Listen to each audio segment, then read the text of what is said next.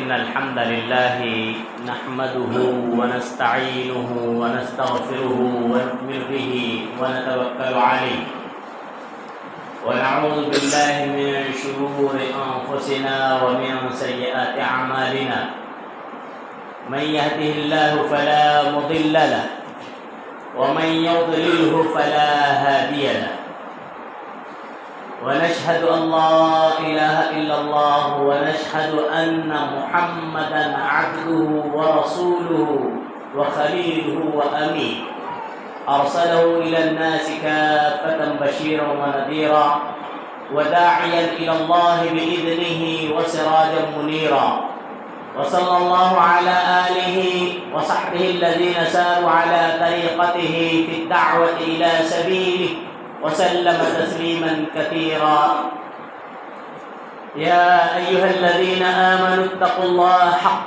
تقاته ولا تموتن إلا وأنتم مسلمون يا أيها الناس اتقوا ربكم الذي خلقكم من نفس واحدة وخلق منها زوجها وبث منهما رجالا كثيرا ونساء واتقوا الله الذي تساءلون به والأرحام إن الله كان عليكم رقيبا يا أيها الذين آمنوا اتقوا الله وقولوا قولا سديدا يصلح لكم أعمالكم ويغفر لكم ذنوبكم ومن يطع الله ورسوله فقد فاز فوزا عظيما أما بعد فإن خير الحديث كتاب الله وخير الهدي هدي محمد صلى الله عليه وسلم وشر الأمور محدثاتها وكل محدثة بدعة وكل بدعة ضلالة وكل ضلالة في النار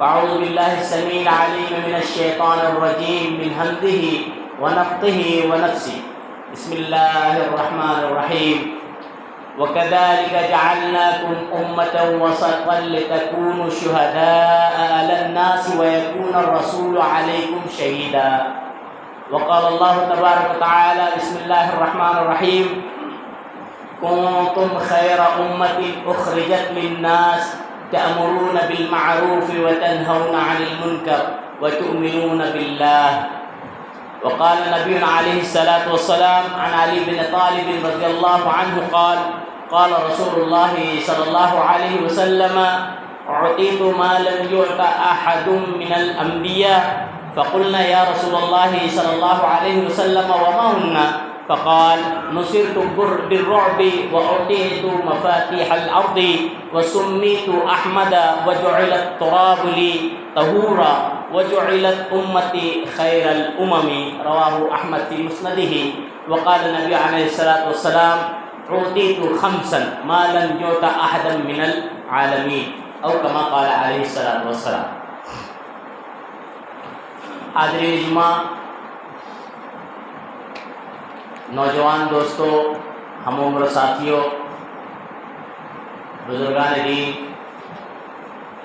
خواتین ملت، پردہ نشین، میری ماؤں، بہنوں، دیگر معزز حاضرین جمعہ، اس وقت میں نے خطبہ مسنونہ کے بعد سورہ بقرہ سورہ نمبر 2 کی آیت نمبر 143 اور سورہ آل عمران سورہ نمبر 3 کی آیت نمبر 110 اور ایک روایت جو امام احمد بن حنبل رحمہ اللہ نے اپنی مسند میں صحیح سند سے لائے ہیں، ایک روایت جو امام ترمذی و امام مسلم رحمہ اللہ نے اپنی کتابوں میں صحیح سندوں سے لائے ہیں، آپ حضرات کی گوشگزار کی ہے.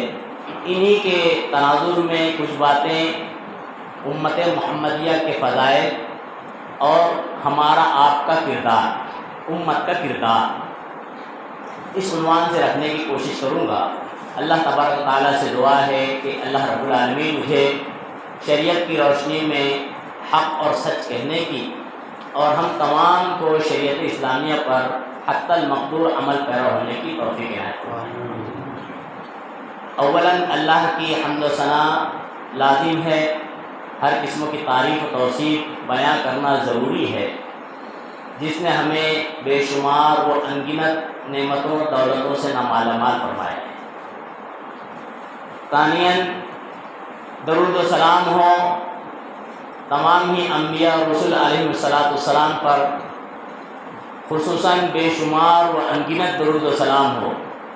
ہمارے آپ کے آخری نبی جناب احمد مصطفیٰ محمد مصطفیٰ علیہ السلام پر اور آپ کی آل اولاد پر۔ حاضرین جمعہ، ہم اور آپ اللہ کا جتنا ہی شکر احسان بجا لائے کم ہے، اور خصوصاً اللہ نے ہمیں جو نعمتیں عطا کی ہیں ان نعمتوں پر اللہ کا جتنا ہی احسان مند رہے یہ کم ہے، کیونکہ اللہ نے ہمیں انگنت اور بے شمار نعمتوں سے نوازا ہے۔ یہ میں نہیں کہتا ہوں، اللہ تبارک و تعالیٰ سورہ نحل میں سورہ نمبر 16 آیت نمبر 18 میں ارشاد فرماتا ہے وَإِن تَعُدُّوا نِعْمَةَ اللَّهِ لَا تُحْصُوهَا، اے لوگو اگر اللہ کی نعمتوں کو اپنے انگ پر، اپنے جسم پر، اپنی ذات پر گننا چاہو تو اللہ کہتا ہے لا تحصوها، تم شمار نہیں کر پاؤ۔ اللہ نے ہمیں اور خصوصاً امت محمدیہ کو بے شمار نعمتوں سے نوازا ہے۔ آپ غور کریں، اللہ نے قرآن میں کہا کہ اللہ رب العالمین کا احسان ہے کہ اللہ نے امت محمدیہ کے لیے جناب محمد ابن عبداللہ رسول اللہ صلی اللہ علیہ وسلم بنا کر دیا۔ یہ بڑی نعمت ہے امت محمدیہ کے لیے کہ ہمارے آپ کے نبی جو ہیں وہ جناب محمد رسول اللہ صلی اللہ علیہ وسلم، آپ کا مقام و مرتبہ دیگر آنے والی امتوں کے تمام انبیاء اور رسول سے افضل ہے۔ اور ہمیں معلوم ہونا چاہیے امت محمدیہ جو ہے ہم اور آپ جس میں بس رکھ رہے ہیں یہ پوری دنیا کی امتوں میں 70ویں نمبر کی امت ہے۔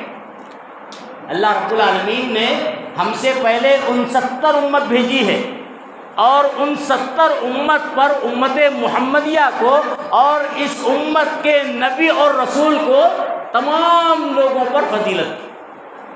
کیسے فضیلت دی؟ آپ قرآن کا اشارہ پڑھیں، احادیث اس میں جو ہے متعدد ملتی ہیں۔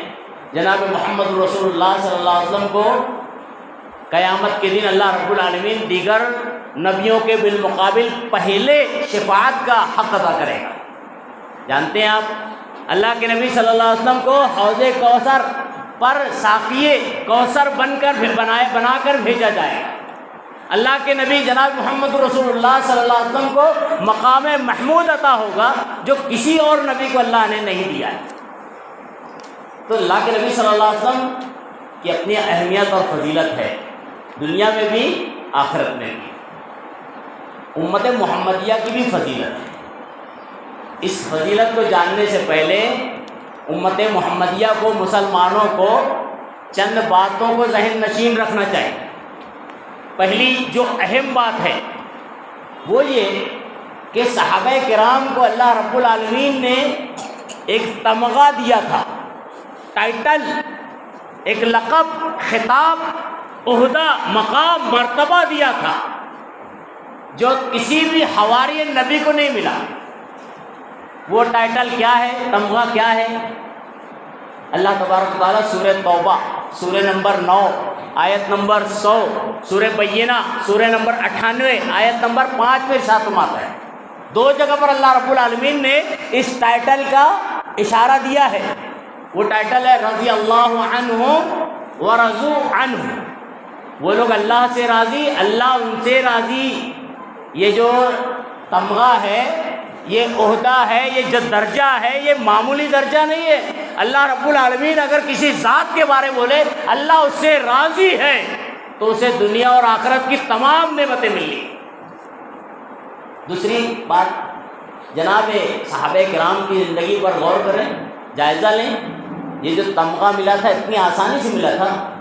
اللہ رب العالمین قرآن میں کہتا ہے لقد امتحن اللہ قلوبہم للتقوی، اللہ نے ان کے دل کی آزمائش کی، ان کو جھنجھوڑا، آزمائشیں، پریشانیاں، تکالیف، مشکل پر مشکل، یہاں تک کہ سانس لینا دو بر ہو گیا تھا۔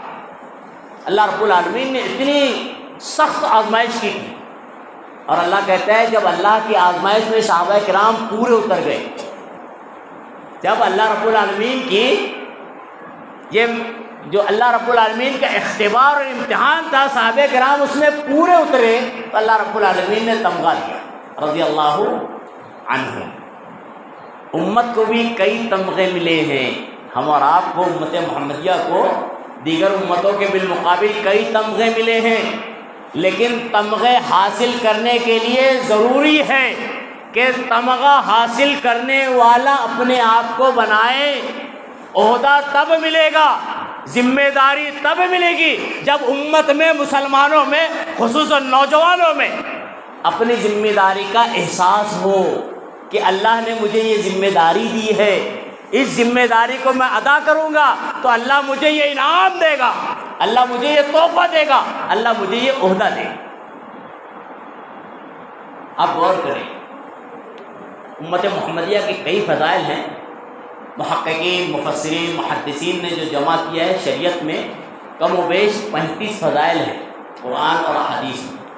اتنی تفصیل رکھا وقت نہیں ہے، چند کی طرف اشارہ دیتا ہوں جو اہم ہے۔ اللہ رب العالمین قرآن میں کہتا ہے، سورہ بقرہ، میں نے آیت کریمہ پڑھی ہے خطبہ مسنونہ کے بعد، سورہ نمبر 2 آیت نمبر 143 میں، وَكَذَلِكَ جَعَلْنَاكُمْ أُمَّةً وَسَطًا لِتَكُونُوا شُهَدَاءَ عَلَى النَّاسِ وَيَكُونَ الرَّسُولُ عَلَيْكُمْ شَهِيدًا۔ اللہ کہتا ہے، اے امت محمدیہ کے لوگوں، اے مسلمانوں، خوش ہو جاؤ، اے اللہ اور رسول کے ماننے والوں، تم معمولی نہیں ہو۔ اللہ قرآن میں امت محمدیہ کے لیے کہہ رہا ہے، مسلمانوں کے لیے کہہ رہا ہے، ایک مومنہ اور مومن کے لیے کہہ رہا ہے، وَكَذَلِكَ جَعَلْنَاكُمْ أُمَّةً وَسَطًا، اسی طرح ہم نے تمہیں امت وسط بنایا ہے۔ امت وسط جانتے ہیں کئی معنی ہیں، افراط و تفریط نہیں ہونا، اس کا معنی درمیانی امت، یہ درمیان والا معاملہ لغوی ہے۔ یہاں پر جو اللہ رب العالمین نے کہا ہے وسط، فضیلت کے معنی میں ہے، اے امت محمدیہ ہم نے تمہیں فضیلت والی امت بنایا ہے، امتا وسطا۔ اس کے بعد اللہ نے کہا لِتَكُونُوا شُهَدَاءَ عَلَى النَّاسِ، تم لوگ قیامت کے دن لوگوں پر شہداء، گواہ بن جاؤ گے۔ ہم اور آپ جانتے ہیں، امت سمجھتی نہیں ہے یہ گواہ جو ہوتا ہے نا بڑا اہمیت کا حامل ہوتا ہے۔ دیکھ لیجئے، کوئی مسلمان اگر نکاح کرنا چاہے بغیر گواہ کے نکاح کرنا چاہے، ہوگا نکاح؟ نہیں ہوگا۔ کوئی مسئلے مسائل کورٹ کچہری میں ہو، وہاں پر ثبوت اور گواہ نہ ہو تو مقدمہ بندہ ہار جاتا ہے۔ گواہ کی اہمیت ہے، یہ تو دنیاوی امور ہیں، اور گواہ کی اہمیت ہونے کے بعد جب گواہ بندہ نبی کے لیے ہوگا، کتنی خوش قسمتی ہے کہ ایک امت محمدیہ مسلمان جو ایسے حالت میں گزر رہا ہے، اتنا مختصر زندگی پایا ہوا ہے، وہ مختصر زندگی پانے والا قیامت کے روز لوگوں پر تو رہے گا، نبیوں پر بھی گواہ بنے۔ اللہ اکبر، یہ معمولی بات نہیں ہے۔ راوی حدیث حضرت ابو سعید خدری ہیں رضی اللہ عنہ، حضرت عبداللہ بن عمر ہیں رضی اللہ عنہ، بیان کرتے ہیں عنہما کہ اللہ کے نبی صلی اللہ علیہ وسلم فرماتے ہیں قیامت کے دن جب انبیاء آئیں گے، ان کی امتیں آئیں گی، تو تمام انبیاء میں کنڈیشن کیا ہوگی؟ کسی نبی کے ساتھ 2، کسی نبی کے ساتھ 3، کسی نبی کے ساتھ اس سے زیادہ، اور کسی نبی کے ساتھ کوئی امتی نہیں ہوگا۔ یہ نبی کی کنڈیشن۔ اب جو امتی ہوں گے، جتنے بھی امتی نبی کے ساتھ ہوں گے، نبی قیامت کے اللہ رب العالمین نبی سے پوچھا گیا، اے نبی، اس میں کسی نبی خاص کا تذکرہ نہیں ہے، کسی نبی خاص کا تذکرہ نہیں ہے۔ اللہ رب العالمین پوچھے گا، اے نبی تم نے اپنی ذمہ داری کو پہنچایا کہ نہیں پہنچایا؟ اللہ کے نبی کہے گا، بالکل اللہ، تیری ذمہ داری مجھے ملی تھی، نبوت ملی تھی، رسالت ملی تھی، اللہ ہو بہو پہنچایا۔ اس وقت قیامت کے دن امت گمراہ انکار کرے گی، ان کے ماننے والے انکار کریں گے کہ اللہ نہیں، یہ جھوٹ بول رہے ہیں، انہوں نے ہمیں ہدایت نہیں دکھائی، رہنمائی نہیں بتائی۔ اللہ رب العالمین کہے گا، نبی سے بتاؤ تمہارے لیے کوئی گواہ ہے؟ اللہ رب العالمین کہے گا، اس نبی سے بتاؤ تمہارا کوئی گواہ ہے؟ اللہ کے نبی صلی اللہ علیہ وسلم فرماتے ہیں، وہ نبی کہے گا، اللہ میرے لیے امت محمدیہ گواہ ہے۔ امت محمدیہ، ہم اور آپ گواہ ہیں۔ اور پھر اللہ رب العالمین امت محمدیہ کے نبی کو، جناب محمد رسول اللہ کو، امت محمدیہ کو بلائے گا، اور بلانے کے بعد کہے گا بتاؤ تم گواہ ہو؟ امت کہے گی ہاں ہم گواہ ہیں کہ یہ اللہ کے نبی تھے اور انہوں نے نبوت اور رسالت کو مکمل پہنچایا۔ امت کے لوگوں، مسلمانوں، دور کا نقطہ ہے، فکر کا عالم ہے۔ کیسے معلوم؟ یہ نقطہ بڑا اہمیت کا حامل ہے۔ اللہ رب العالمین وہاں سے سوال کرے امت محمدیہ سے، اے امت محمدیہ بتاؤ تم نے کیسے جانا؟ ہم تو اس امت میں پیدا ہوئے، اخیر امت ہے، اخیر ایام میں پیدا ہوئے، اس سے پہلے 69 انبیاء کرام علیہ السلام گزر گئے، اور کتنے عرصے گزر گئے تو سائنس کا ہے، شریعت کے حساب سے دیکھا 9، 9.5 یا 12,000 سال گزرے ہیں، ہم تو وہاں تھے نہیں۔ اللہ رب العالمین پوچھے کیسے گواہی دیتے ہو؟ تمہیں کیسے معلوم؟ تو امت گواہی دے گی، امت بتائے گی اللہ ہمارے جو نبی اور پیغمبر تھے محمد رسول اللہ صلی اللہ علیہ وسلم نے انہوں نے ہمیں بتایا تھا شریعت میں کہ تمام انبیاء نے اپنی رسالت کو مکمل کیا، اور ہم اپنے نبی کی صداقت کا اعلان کرتے تھے، ہم اپنے نبی پر ایمان رکھتے تھے، ہم اپنے نبی کی مانتے اور سنتے تھے۔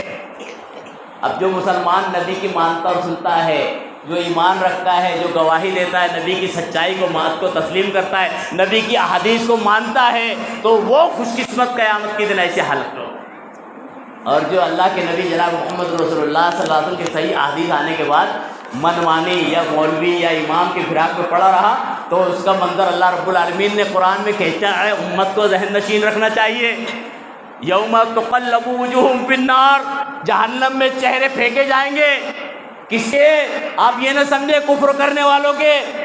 اللہ رب العالمین نے نقشہ کھینچا ہے، جہنم میں جب چہرے پھینکے جائیں گے تو اس وقت کہے گا بندہ یا لیتنی، اے کاش اتخذت مع الرسول سبیلا، میں رسول کا راستہ اختیار کر لیا ہوتا، نبی کی بات مانا ہوتا تو اچھا ہوتا۔ یا لیتنی لم اتخذ فلانا و فلانا خلیلا، افسوس کا اعلان کرے گا، اے کاش کہ میں فلاں فلاں فلاں، جیسا آج امت کا حال ہے نا، کسی سے پوچھئے تو فلاں مولوی صاحب، کسی سے پوچھئے تو فلاں بزرگ صاحب، کسی سے پوچھئے تو فلاں امام صاحب۔ اس میں امت لگی ہے کہ نہیں؟ امت کا اکثر و بیشتر طبقہ لگا ہے، افسوس کرے گا، پیچھے ادھر بھاگتا تو ادھر بھاگتا تھا، جناب محمد رسول اللہ کی نہیں مانتا، اور جو مانے گا جناب محمد رسول اللہ کی تو قیامت کے دن گواہ بنے گا، اپنا بھی گواہ، اپنے علاوہ دیگر امتوں کا بھی گواہ، امت محمدیہ کے دیگر افراد کے لیے بھی گواہ۔ اور گواہی یہ کوئی معمولی نہیں ہے، جیسا کہ میں نے تذکرہ کیا، یہ پہلی فضیلت ہے۔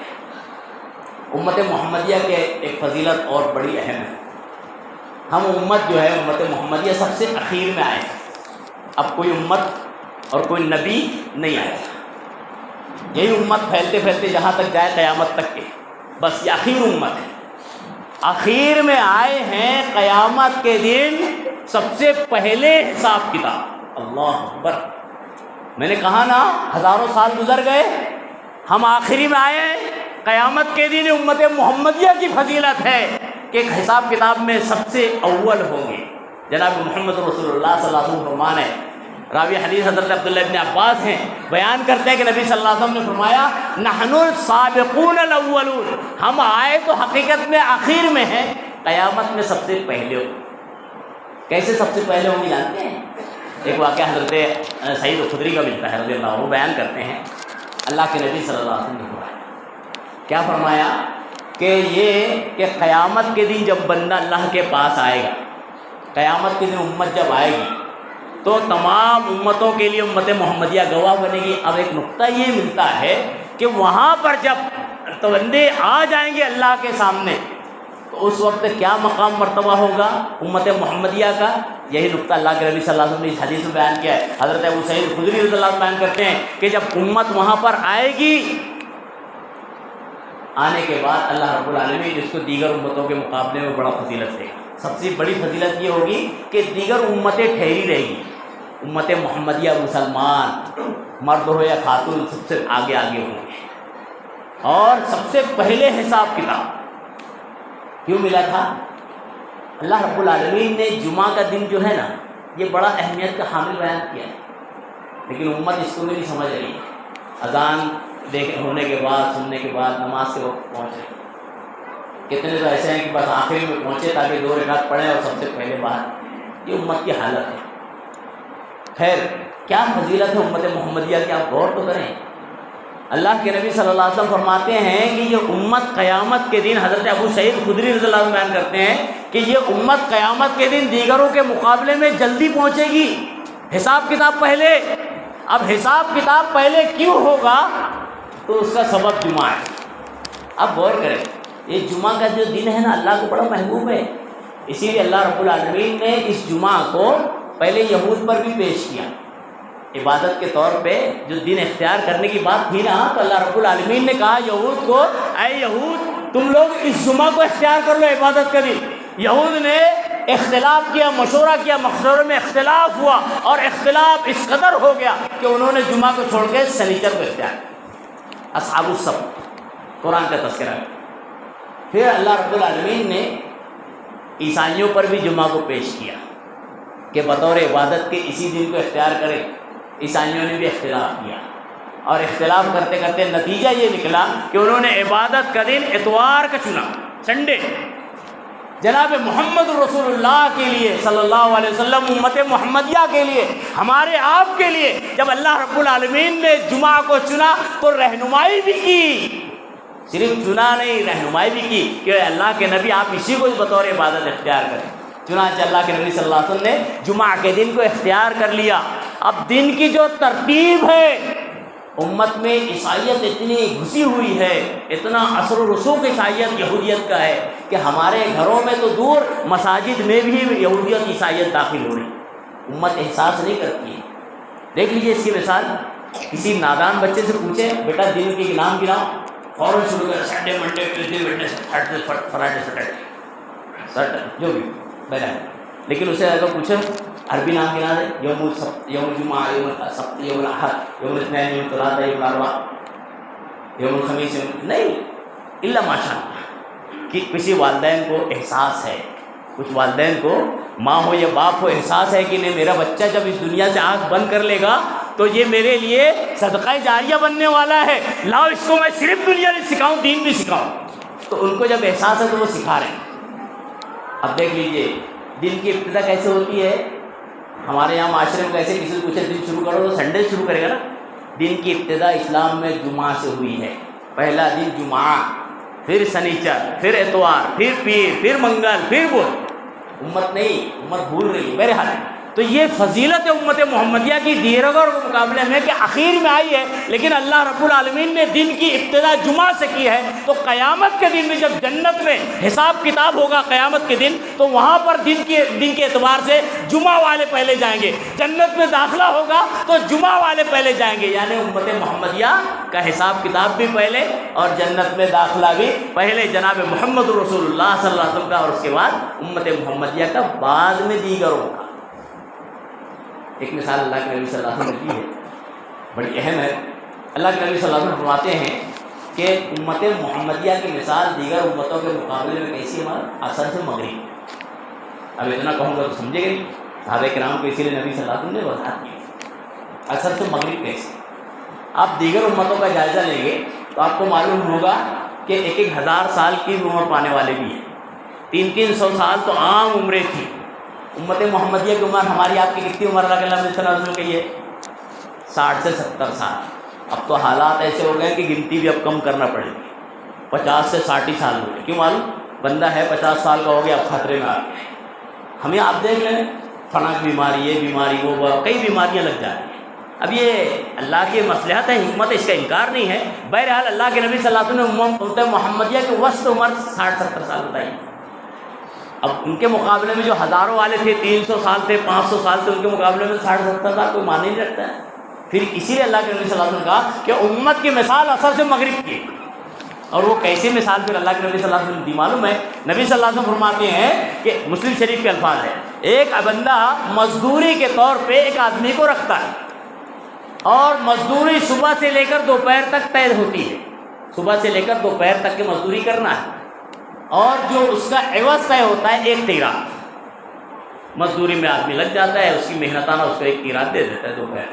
پھر دوپہر سے لے کر عصر کی نماز تک کے، یہ بھی وقفہ کافی ہے، اس میں بھی جو ہے اللہ کے نبی صلی اللہ علیہ وسلم فرماتے ہیں ایک مزدور کو رکھتا ہے، اس کی مزدوری 1 قیراط طے ہوتی ہے۔ عصر کے بعد سے مغرب کا جو وقفہ ہے کم ہے، اللہ کے نبی جناب محمد رسول اللہ صلی اللہ علیہ وسلم فرماتے ہیں کہ عصر کے بعد بھی ایک آدمی کو رکھتا ہے اور مزدوری 2 قیراط۔ کتنے قیراط؟ 2 قیراط، عصر سے مغرب کے درمیان۔ اللہ کے نبی صلی اللہ علیہ وسلم نے فرمایا کہ یہ 2 قیراط والے ڈبل اجر والے امت محمدیہ ہیں، ہم اور آپ ہیں۔ بہت کم وقت میں اللہ رب العالمین کا ہم پر بڑا فضل ہو۔ کیسے معلوم؟ رمضان المبارک ابھی قریب ہے، ہم اور آپ تیاری ابھی سے کر لیں کہ ہاں بھائی کوشش کر لیں، اللہ نے اگر زندگی دی، یہ تہیہ ہو ہر مسلمان کا، باشعور کا، اگر عذر نہ ہو تو خواتین میں ہر خاتون کا یہ تہیہ ہو کہ نہیں، اللہ نے اگر توفیق کی، مجھے وہاں تک زندگی دی تو انشاءاللہ ضرور کسی بھی عالم میں روزہ رکھوں۔ کیا فضیلت ہے رمضان میں؟ اللہ کے نبی صلی اللہ علیہ وسلم فرماتے ہیں یہ فضیلت میں ہی ہے نا امت محمدیہ کہ ایک دن 1 رات، شب قدر کے بارے میں اللہ نے کیا کہا ہے؟ خیر من 1000 شہر، 1 رات جو ہے 1000 راتوں کی عبادت سے بہتر۔ آپ غور کریں، امت محمدیہ جو ہے اس کی فضیلت ہے کہ اگر 1 رات عبادت کر لے اللہ 1000 راتوں سے عبادت اس کا لکھتا ہے۔ آپ غور تو کریں، مسجد حرام میں اللہ رب العالمین ہر مسلمان کو اس کی توفیق دے، اور جن کی نیتیں ہیں اللہ رب العالمین ان کی نیتوں کو قبول کرے۔ ہم اور آپ پہنچتے ہیں نا، بس اللہ پہنچے ہوں ماشاء اللہ، اور میں سمجھتا ہوں الحمدللہ اس میں اکثر لوگوں نے دیکھا ہے، اللہ نے نصیب کیا ہے۔ بہرحال آپ دیکھ غور کریں، جب مسجد حرام میں آپ جائیں گے، ہم یہاں جو نماز پڑھتے ہیں اس کے جو درجات ہیں، اگر جماعت کے ساتھ 27 نہ پڑھے تو اس کے درجات کم ہوتے ہیں۔ اگر ایک نماز آدمی جماعت کے ساتھ حرم میں پڑھتا ہے تو اللہ کے نبی صلی اللہ علیہ وسلم کہتے ہیں 1,00,000 کا درجہ، ایک نماز 1,00,000 کے برابر۔ مسجد حرام میں یہ فضیلت، مسجد نبی کی یہ فضیلت، مسجد اقصیٰ کی یہ فضیلت، اللہ رب العالمین نے امت پر اپنا فضل و احسان کیا ہے کہ کم وقت میں زیادہ جمع ہو جائے۔ بات سمجھ رہے ہیں؟ کم وقت میں زیادہ جمع ہو جائے۔ آپ غور کریں، اسی لیے ہم اور آپ غور کریں، امت محمدیہ کے بارے میں ہی اسلام میں آیا ہے، جناب محمد رسول اللہ کا فرمان ہے کہ اللہ رب العالمین اس میں سے 70,000 بغیر حساب کتاب کے داخل کرے۔ اللہ رب العالمین میرا آپ کا، ہر مومن اور مومنہ کا داخل ہوتا ہے۔ 70,000 بغیر حساب کتاب، کوئی پوچھ نہیں ہوگی، ڈائریکٹ جنت، کوئی سوال جواب نہیں ہوگا، سوال جواب بھی نہیں ہوگا، کیونکہ مائی عائشہ کہتی ہیں رضی اللہ عنہا کہ من حسب عذب، جس سے پوچھا گیا پھنسا، جس سے پوچھا گیا عذب مانا ہوا عذاب دیا گیا، پھنسے گا۔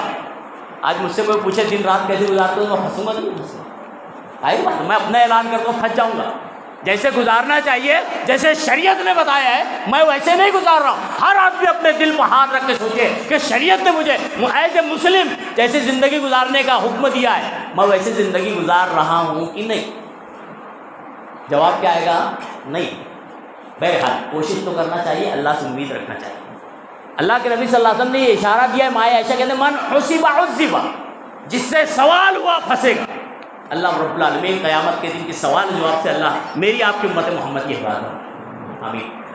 بہرحال کچھ ایسے خوش قسمت ہوں گے جو بغیر حساب کتاب کے جنت میں جائیں۔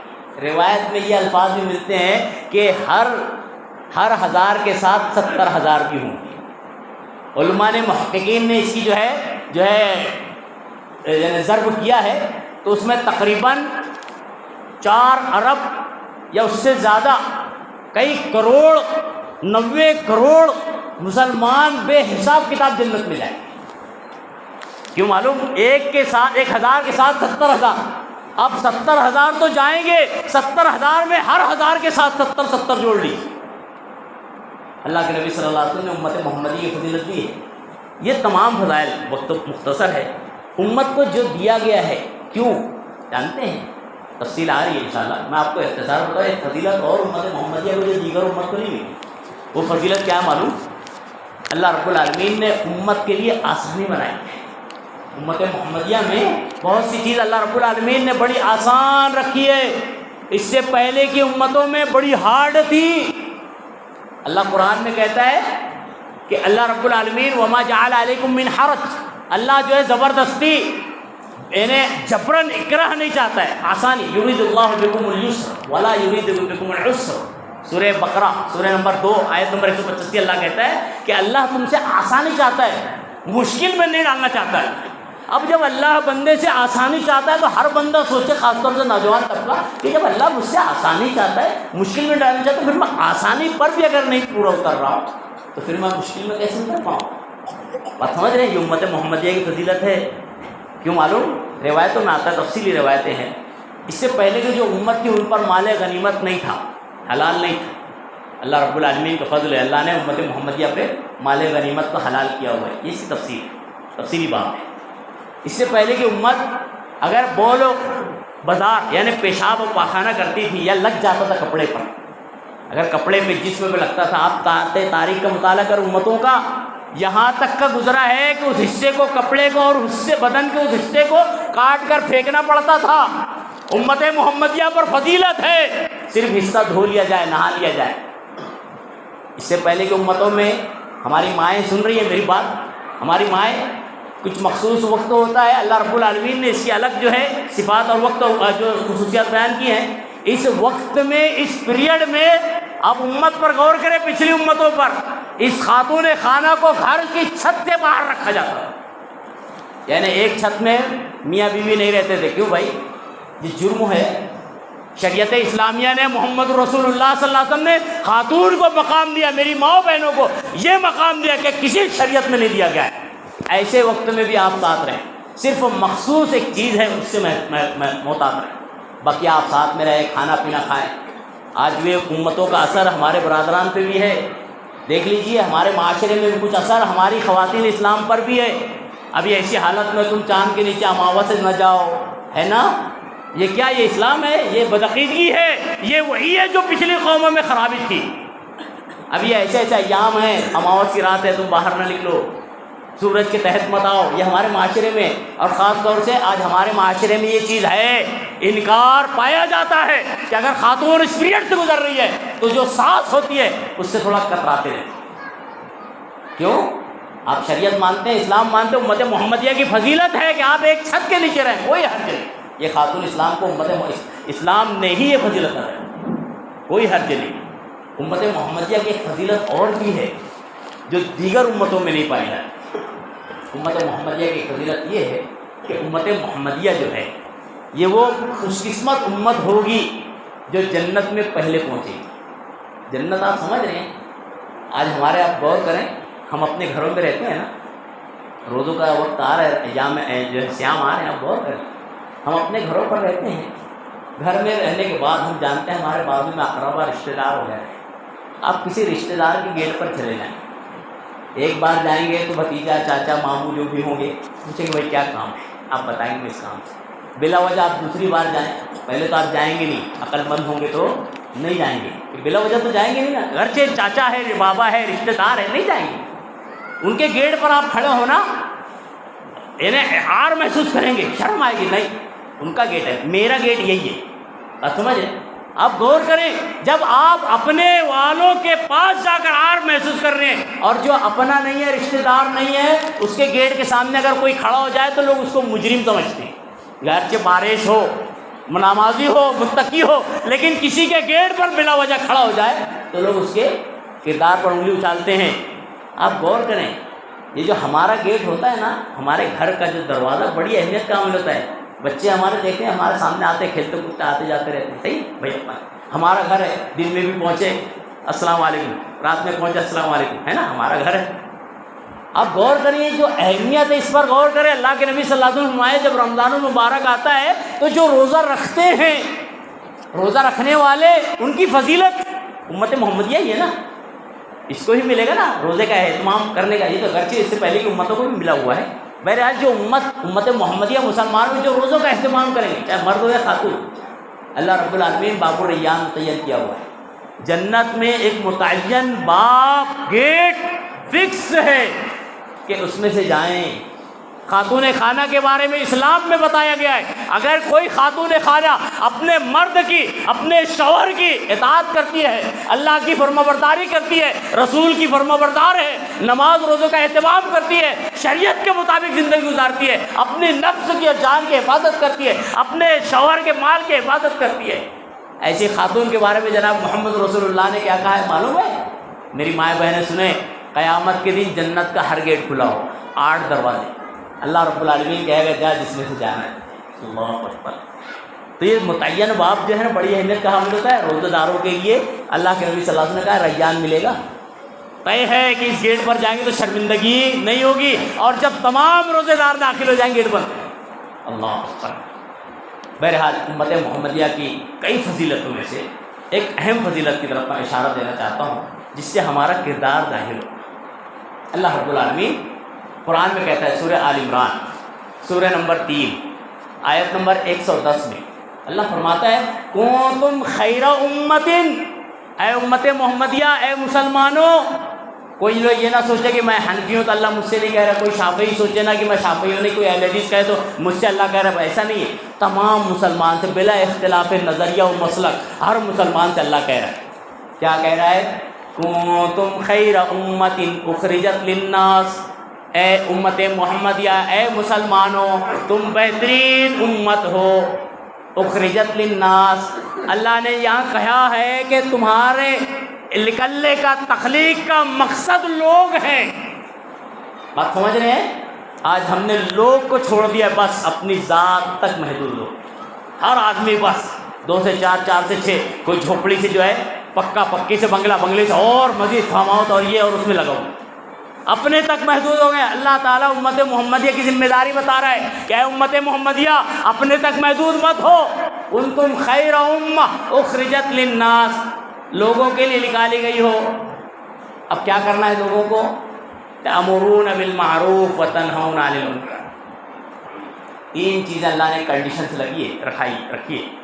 اگر امت کا ہر فرد تہیہ کر لے ہوئے، آج ہم تہیہ کر لیں، یہ کوشش کر لیں اور ارادہ کر لیں، مضبوط عزم مصمم کریں کہ آج سے ہم اپنے آپ کو بدل کر ان 3 کم از کم خوبیوں والا بنیں، انشاءاللہ بہت سے مسائل زندگی حل ہو، اور پھر جو لقب اور ٹائٹل ہے خیر امت کا انشاءاللہ ہمیں ملے گا۔ کون سی 3 خوبی ہے؟ امر بالمعروف، نیکی کا حکم دینا۔ اس میں 2 مسئلہ ہے، ایک تو نیکی وہ ہوگی جو شریعت کے مطابق ہو، ایک تو اس نیکی کا حکم دیا جائے گا جو شریعت کے مطابق ہو۔ شریعت کے غیر مطابق نیکی نیکی نہیں ہے، بظاہر نیکی دکھے تو نیکی نہیں ہے، ایک بات۔ دوسرے، جب آدمی نیکی کا حکم دے تو خود کرے نیکی، اپنے آپ کو نیکی سے دور رکھے اور کہے تم لوگ ایسا کرو، غلط۔ کنتم خیر امہ، تم بہترین امت ہو۔ قول و اقرار میں فرق نہیں ہونا چاہیے۔ کہا جائے ذمہ داری امت محمدیہ کے امر بالمعروف، بھلائی کا حکم، بھلائی کے حکم دینے اور منکرات سے روکنے کے لیے 2 چیزوں کا پاس و لحاظ رکھنا ضروری ہے جو کتاب و سنت والے عموماً نہیں رکھ پاتے۔ آپ کہیں گے کیا ہے؟ عموماً کتاب و سنت والے نہیں رکھ پاتے۔ ایک پہلے تو امر بالمعروف اور نہی عن المنکر کے تعلق سے حکمت نہیں چھوٹنا چاہیے۔ ادعو الی سبیل ربک بالحکمہ، اللہ نے کہا ہے حکمت اختیار کر، جوش اور جذبات میں آ کے بجائے آدمی قبول کرنے کے انکار کر دیتا ہے، سمجھ رہے ہیں؟ غلط جذبے کی وجہ سے، غلط جو ہے جوش کی وجہ سے آدمی بجائے قبول کرنے کے رد کر دیتا ہے۔ جیسے کسی مثال سمجھ لیجیے، کوئی اگر یہ ڈنڈا مجھ سے گر جائے، یہ جناب یہ بچہ بیٹھا ہے، میں کہوں بیٹا اٹھا دو، ایک نہیں 10 بار اٹھا دے گا، لیکن اگر اسی بچے کو اگر میں کہوں اٹھا تو پھر وہ بچہ کہے گا تم اٹھاؤ، صحیح ہے؟ انداز خطابت، انداز کلام، گفتگو کا انداز بہتر سے بہتر ہو، یہ نہ کہ دم سخت ہو جائیں، نہیں۔ دوسری چیز جو ہمارے معاشرے میں کتاب و سنت والوں امر بالمعروف اور نہی عن المنکر کے معاملے میں جو غلط ہو رہی ہے وہ یہ کہ آدمی طریقہ کار بھی شریعت کا اختیار کرے۔ اسی لیے کہا جاتا ہے کہ بھینس کی لاٹھی الگ ہوتی ہے اور بکری کی لاٹھی الگ ہوتی ہے۔ میں عموماً مثال دیتا ہوں، بھینس کی لاٹھی الگ، بکری کی لاٹھی الگ۔ اگر ایک آدمی بھینس کو بکری کی لاٹھی سے چرائے تو بھینس چرنی نہیں ہے، چلنی نہیں ہے آگے، صحیح ہے؟ کیوں معلوم؟ بھینس کے آگے بین بجاؤ والا معاملہ ہو جائے گا، وہ لاٹھی جو ہے چھوٹی سی اور پتلی سی اس کا اثر ہی نہیں ہوگا۔ اور اگر اس بھینس کی لاٹھی سے بکری کو چرانے لگے تو بکری چرنے کی بجائے، چلنے کی بجائے چلی جائے گی۔ بات سمجھ رہے ہیں؟ تو طریقہ کار بھی صحیح ہونا چاہیے۔ آج ہمارے اندر ایک خامی ہے امت محمدیہ میں جس کی بہت سی فضیلت ہے، یہ خامی ہے کہ امت ایک تو عوامر کو غیر عوامر کو عوامر سمجھ رہی ہے، غیر معروف کو معروف سمجھ رہی ہے، مولوی صاحب نے بتا دیا اچھا تو بس اچھا، اب اس کی تحقیق نہیں کرتی کہ واقعی اچھا ہے کہ نہیں ہے۔ آپ یہ نہ سوچیں کہ مولوی صاحب نے بتا دیا تو بس سب اچھا، نہیں۔ امت کے بارے میں آپ نے مشہور حدیث سنی ہے نا، 73 فرقے، بس اشارت میں بتا دو، 72 جہنمی، ایک جنتی جناب محمد رسول اللہ نے کہا ہے۔ اب ایک جنتی اگر امت میں ہے تو ایک زیادہ ہے کہ 72 زیادہ ہے؟ اب یہ 72 اگر زیادہ ہے تو جہنم میں کیوں پہنچ رہے ہیں؟ قرآن میں اللہ رب العالمین علماء کے تعلق سے کہتا ہے انما یخشی اللہ من عبادہ العلماء، اگر بندوں میں اللہ سے زیادہ ڈرتے ہیں تو علماء ڈرتے ہیں، اللہ قرآن میں کہہ رہا ہے۔ جناب محمد رسول اللہ صلی اللہ علیہ وسلم حدیث میں بیان کر رہے ہیں کہ اللہ رب العالمین جہاں علماء کو قیامت کے دن فضیلت عطا کرے گا، قرآن پڑھنے والوں سے یاد کرنے والوں کو، کہ اقرا ورتل ورفع، پڑھتے جا چڑھتے جا، تیرا مقام جہاں تک تو پڑھتا رہے گا وہ ہے یہ فضیلت۔ وہیں پر جناب محمد رسول اللہ صلی اللہ علیہ وسلم فرماتے قیامت کے دن جہنم میں نے دیکھا خواتین کی تعداد زیادہ ہے، میری ماؤں بہنوں کو محتاط رہنا چاہیے، خواتین کی تعداد زیادہ ہے اور علماء سے بھی بھری گئی۔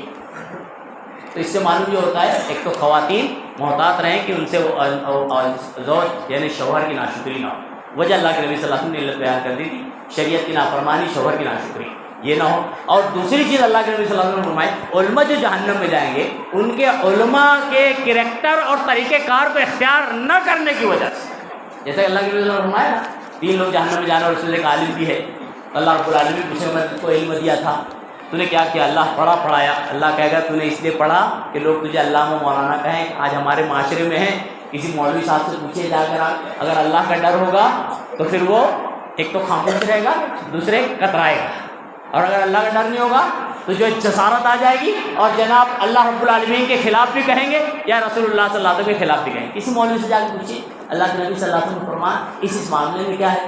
مولوی صاحب کہے جواب میں ارے مسلک نہیں پڑھنا ہے، 4 مسلک برحق ہے۔ گمراہی کا پہلا راستہ شیطان نے ہیلا بیان کیا، 4 برحق ہے، یہ ہم اس والے نہیں ہے دوسرے والے، پھر اختلاف میں نہیں پڑھنا ہے۔ ارے مولوی صاحب آپ سے جو سائل سوال کر رہا ہے وہ یہ نہیں سوال کر رہا ہے اختلاف میں پڑھنا ہے کہ نہیں پڑھنا ہے، 4 برحق ہے کہ 6 برحق ہے، سوال یہ ہو رہا ہے کہ اس تعلق سے آپ اللہ اور اس کے رسول کا فرمان کیا جانتے ہیں وہ بتائیے۔ اب مولوی صاحب کہیں گا اگر جسارت ہوگی تو کہے نہیں حدیث میں ہے، ایسی بھی حدیث ہے، ایسی بھی حدیث ہے، ایسی بھی۔ اب وہ حدیث معلوم ہے مولوی صاحب کو ضعیف ہے، وہ روایتیں موضوع من گھڑا تھا، مولوی جانتا ہے، پھر بھی مولوی نے بتا دیا تو یہ جسارت ہے۔ اور اگر ڈرے گا مولوی، اللہ کا تقویٰ ہوگا تو خوف کھاتے ہوئے کہیں بھائی دیکھو میں جانتا ہوں لیکن میں بتا نہیں سکتا، معذرت چاہتا ہوں، یہ اس کا ڈر ہوگا، یا تو پھر صحیح بتا لے گا کہ بھائی اس تعلق سے میرا مسئلہ کچھ بھی ہے لیکن جناب محمد رسول اللہ کی شریعت یہ اور امت کو شریعت محمدیہ کو اختیار کرنا چاہیے۔ اس لیے کوشش یہ ہونا چاہیے کہ عام آدمی بھی بلا تحقیق کے امر بالمعروف کو اختیار نہ کرے، امر بالمعروف نہ کرنا پھرے، اور اسی طرح جو معروف ہے اس معروف کو بلا تحقیق کے اختیار نہ کرے۔ اسی طرح منکر کے بارے میں بھی ہے، منکر کو جو ہے منکر دیکھ کر کہ ہاں یہ منکر ہے، منکر بیان کرے، منکر جو چیز ہے اس سے اپنے آپ کو بچائے، اور منکر وہ تمام چیزیں ہیں جو شریعت نے منکر بتائے۔ اب مولوی صاحب اس کو منکر نہ بتائیں تو یہ مولوی صاحب کی اپنی غلطی ہے۔ جیسے ابھی 2-4 روز پہلے ہمارے معاشرے میں امت نے کیا کیا ہے، حلوہ بنائے، پوری بنائے، یہ کیے۔ اب شریعت کا مطالعہ کریں تو مولوی صاحب کو کیا بتانا چاہیے؟ یہ منکر ہے، یہ اسلام کا حصہ تعلق نہیں ہے۔ اب مولوی صاحب نے بجائے یہ بتانے کے اس کے فضائل بنو قلب کی بکریوں کا ثواب ملتا ہے، ان کے بالوں کے برابر ہو گیا، اور وہ موضوع من گھڑت حدیث بیان جو ذمہ دار بن جاتا ہے۔ اس لیے منکر کے تعلق سے بھی یہ ہونا چاہیے کہ تحقیق ہوگی واقعی منکر ہے کہ، اور اگر منکر ہے شریعت میں تو پھر وہ کتنا بظاہر اچھا ہو، اس کو امت محمدیہ کو نہیں کرنا چاہیے۔ یہ امت کی فضیلت میں شریعت نے بتایا ہے، اسلام نے سکھایا ہے، یہ فائدہ مند ہے۔ اسی لیے آپ غور کریں، اللہ کے نبی صلی اللہ علیہ وسلم نے ہمیں ترغیبات میں ایک بات بیان کی ہے کہ اللہ رب العالمین کی کتاب کو اختیار کرو، اللہ کے نبی کی سنت کو اختیار کرو، صحابہ کرام خلفائے راشدین کے اقوال اور باتوں کو اختیار کرو۔ شریعت یہیں سے لو جہاں سے ہمارے اسلاف نے لی ہے انشاءاللہ۔ اور بھی جو فضائل ہیں امت محمدیہ کے کئی اہم فضائل ہیں جو ہمارے آپ کے لیے اللہ کے نبی صلی اللہ علیہ وسلم نے بطور ٹائٹل کے، بطور خطاب کے، بطور عہدے اور مقام کے دیا ہے، انہیں ہمیں اختیار کرنا چاہیے۔ ایک نقطہ بتا کے اپنی بات سمیٹ لیتا ہوں۔ ہمارے سامعین میں بھی جو ہے معاشرے کے اندر دیکھ لیجئے کوئی ٹیچر ہے، کوئی ڈاکٹر ہے، کوئی انجینئر ہے، بڑے بڑے عہدوں پر ہے۔ کسی عہدے کو اختیار کرنے کے لیے آپ جانتے ہیں کتنی محنت کرنا پڑتا ہے، کتنے پروسیس سے گزرنا پڑتا ہے۔ پہلے دل لگا کر پڑھائی کرنا۔ ایک آدمی مثال کے طور پر ڈاکٹر بننا چاہتا ہے اب اس کے لیے بچپن سے ہی ذہن ہو، منصوبہ ہو کہ مجھے ڈاکٹر بنانا ہے اور میرے والدین، اور مجھے وہ ڈاکٹر بننا ہے، بڑی محنت سے پڑھے گا 12ویں کے بعد اس کو جو ہے پھر ڈاکٹری کے جو ڈگریاں ہیں، BOMS کرے، MS کرے، MD کرے، یا جو بھی اس کے آگے ڈگریاں ہیں، بہتر سے بہتر کرتا چلا جائے، اس کے بعد اس کو ایک مقام ملتا ہے۔ اس پروسیسر سے گزرنا ضروری ہے اور پریکٹیکل میں رہنا ضروری ہے۔ 2 چیزیں ضروری ہیں امت کے لیے، ایک تو پروسیس سے گزرنا، جو شریعت نے امت کے فضائل بیان کے اپنے اندر لانا، کیا یہ میں مسلمان ہوں، میں امت محمدیہ ہوں، مجھے یہ کرنا ہے، یہ کرنا ہے، یہ کرنا ہے، یہ نہیں کرنا ہے، یہ نہیں کرنا ہے، ایسے یہ پروسیس۔ اور اس کے بعد پریکٹیکلی زندگی گزارنا کہ ہاں بھائی اب نماز صرف رمضان تک نہ کریں، قرآن کی تلاوت صرف رمضان تک نہ کریں، ساری زندگی رہے۔ یہ تہیہ جب ہو جائے گا، ایسا سلسلہ جب ہوگا تو پھر اس کا انشاءاللہ اجر و ثواب ملے گا، فائدہ ہوگا۔ اور اگر یہ نہیں نا تو ہمارے معاشرے میں کچھ MS دکھتے ہیں، MS اشارہ تو کرو، کسی ڈاکٹر کی خرابی نہیں بیان کرو، کتنے MS ایسے دکھے ہیں جو آپریشن نہیں کرتے ہیں، یا آپریشن کرنا اگر مجبور کوئی کر دے تو اس کے بعد ہاتھ کب تک آتا ہے، کیوں معلوم؟ پریکٹس زندگی سے ختم ہو گئی ہے۔ امت آج جو شریعت نے پریکٹیکل بتایا تھا، جو پریکٹس کروائی تھی، امت اس پریکٹیکل اور پریکٹیکل کو چھوڑ دی ہے۔ امت کو جو ہے پھر سے اثر ہے اپنے آپ کا جائزہ لینا چاہیے، اور امت خیر ہونے کے ناطے اچھائیوں کو اختیار کرنے، برائیوں سے بچنے کی کوشش کرنا چاہیے، اور اللہ کے ایمان پر مضبوطی اور پائیداری اختیار کرنے کی کوشش کرنا چاہیے۔ اللہ رب العالمین سے دعا کرتے ہیں، اللہ رب العالمین جو ہمیں امت محمدیہ کو اللہ نے اتنے اہم جو ہے تمغے خطاب سے نوازا ہے، اللہ اس کا ہمیں حقدار بنا دے۔ اللہ رب العالمین اس امت خیر میں ہمیں شامل اور داخل فرما دے۔ اللہ رب العالمین اگر ہم سے کوتاہی ہو رہی ہے، اللہ رب العالمین ہماری کوتاہیوں کو اپنی رحمت سے درگزر فرما دے۔ اللہ رب العالمین امت جو ہے اس کے چکر میں اللہ گمراہ ہو رہی ہے، اللہ رب العالمین امت محمدیہ کو اللہ رب العالمین کا، اللہ کے نبی کا سچا فرمانبردار اور اطاعت گزار بنا دے۔ اللہ رب العالمین ہم میں اگر ایک جو خیر امت کے علامتیں ہیں شریعت میں بتا گئی، اگر نہیں پائی جاتی ہو، اللہ رب العالمین ہمارے اندر وہ خیر امت ہونے کی جو علامتیں اور جو اصطلاحات ہیں، اللہ ہمارے اندر داخل اور شامل فرما دے۔ اللہ رب العالمین مسلمانوں میں عالم پریشان حال ہے، اللہ رب العالمین مسلمانوں کی پریشانیوں کو دور فرما دے۔ اللہ ان کی غیبی امداد و نصرت عطا فرمائے۔ ترکی میں جو زلزلے آئے ہیں اور اس کے اثرات بڑے تکلیف اور مشکل کا سامنا ہے، اللہ رب العالمین مسلمانوں کے لیے راحت امداد کے سامان مہیا فرمائے۔ اللہ رب العالمین ہم میں بھی جو پریشان حال ہے، اللہ اس کی پریشانی کو دور فرما دے۔ ہم میں کوئی ایسے ہوں جو قرض سے جوجھ رہا ہو، اللہ رب العالمین اس کے قرض کے پورے ہونے کے اسباب مہیا فرما دے۔ ہم میں کوئی ایسا ہو جو رزق حلال کے لیے پریشان حال، اللہ رب العالمین اس کے رزق حلال میں کشادگی اور وسعت عطا فرما دے۔ اللہ رب العالمین ہم میں کوئی ایسا ہو جو اپنی اولاد کے رشتے کے تعلق سے پریشان حال ہو، اللہ رب العالمین ان کی اولاد کے لیے بہتر سے بہتر رشتہ استوار ہو۔ اللہ رب العالمین ہم میں جو قرضدار ہو اس کے قرض کے پورے ہونے کے اسباب مہیا فرما۔ اللہ ہم میں جو بیمار ہو، اللہ انہیں شفائے کاملہ عاجلہ نصیب عطا فرما دے۔ اللہ رب العالمین ہم نے جو گزر گئے ہوں، اللہ انہیں کروڑ کروڑ مغفرت عطا فرما دے۔ اللہ جب تک ہمیں اس دنیا میں رکھے، خیر امت بنا کر رکھے، اللہ ہمیں حقیقی ایمان اور اسلام پر ہی اللہ ہمارا خاتمہ بھی فرما دے۔ آمین۔ اقول قولی ھذا واستغفر اللہ لی ولکم ولسائر المسلمین انہ تعالی جواد کریم بر رؤوف رحیم فاستغفروہ انہ هو الغفور۔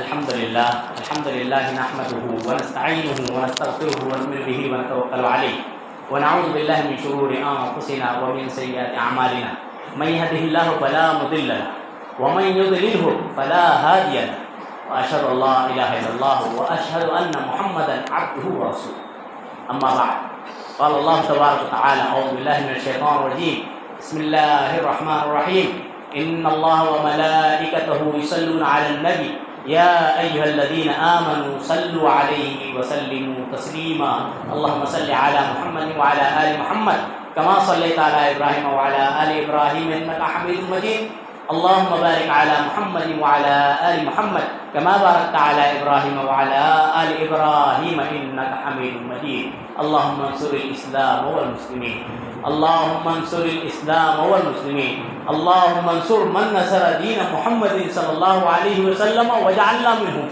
واخذل من خذل عن دين محمد صلى الله عليه وسلم ولا تجعلنا منهم آمين۔